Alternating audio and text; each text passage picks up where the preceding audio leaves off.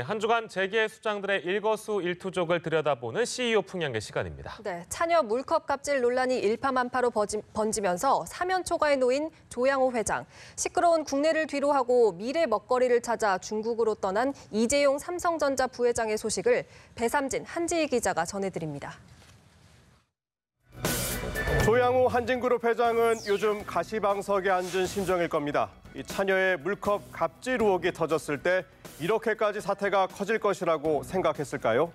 일각에서는 터질 것이 터졌다는 반응인데 요즘 사면초가, 아니 육면초가라는 신조어까지 등장했습니다. 조양호 일가의 퇴진을 부르짖으며 직원들이 만든 카톡방에는 이미 2,000명이 모였습니다. 이런저런 제보들이 넘치는데 기자들이 골라 써야 할 정도로 많습니다. 급기야 자택 안에 밀실이 있다, 미국 별장 가구도 밀수했다, 이런 제보까지 나왔습니다. 옛말에 호미로 막을 걸 가래로 막는다, 이런 말이 있는데요. 이제 그러기도 쉽지 않을 것 같습니다. 공정위로부터 사실상 총수의 지위를 인정받은 이재용 삼성전자 부회장이 중국으로 향했습니다. 유럽과 캐나다 출장 후 한 달 만인데요. 요즘 삼성전자 메모리는 부르는 개갑 그야말로 문전성시인데 미래에 대한 고민은 사실 깊습니다. 감옥에서 영어의 몸으로 11개월 동안 지내면서 사색의 사색을 거듭한 걸까요? 지난번 출장이 인공지능 AI와 관련이 있었다면 이번에는 자동차 부품입니다. 반도체는 물론 디스플레이 부문 사장까지 주요 경영진이 총출동했습니다. 이 부회장은 2016년 글로벌 자동차 전장기업 하만을 인수한 데 이어 이번에는 자동차 부품과 차세대 융복합 제품과 관련된 행보로 알려지면서 관심이 쏠리는데 자동차 분야가 차세대 먹거리의 하나일지는 좀 더 지켜봐야 할 것 같습니다. 삼성의 미래에 대한 궁금증이 많은 만큼 사실상의 총수로서 조만간 속 시원한 비전을 보여줄 수 있길 바랍니다.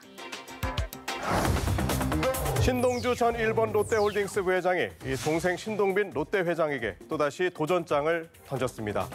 공정위로부터 총수 지위를 인정받은 신동빈 회장. 하지만 좌불안석일 겁니다.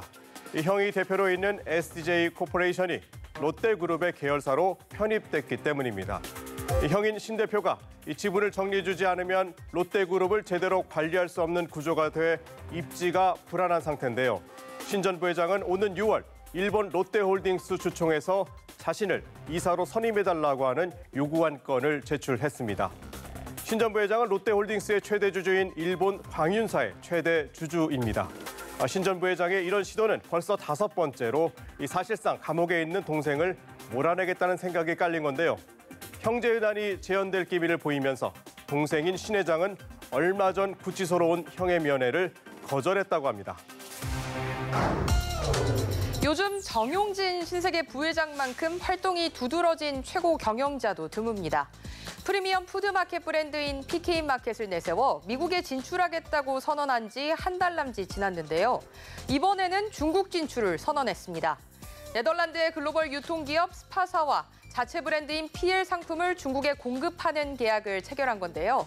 이마트는 노브랜드와 키포크, 센텐스 등 자체 상품을 스파차이나 400개 매장에 공급할 수 있길 바라고 있습니다.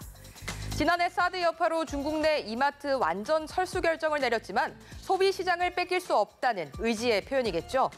국내에서도 하남에 아마존을 능가하는 온라인 센터를 구축하겠다고 밝히는 등 활발한 활동을 하고 있는데 요즘 SNS로 활동도 부쩍 늘면서 이를 지지하는 팬층도 증가하고 있습니다. 하지만 최근 잇따른 사망 사고에 대해서는 입을 닫으면서 안타깝다는 시각이 많습니다.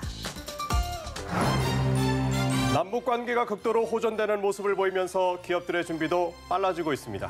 글로벌 경쟁이 심해지는 상황에서 어느 때보다 호기가 될 수 있는 상황인데 직원들과 호흡을 더 잘 맞출 수 있다면 더 잘 뛸 수 있지 않을까요?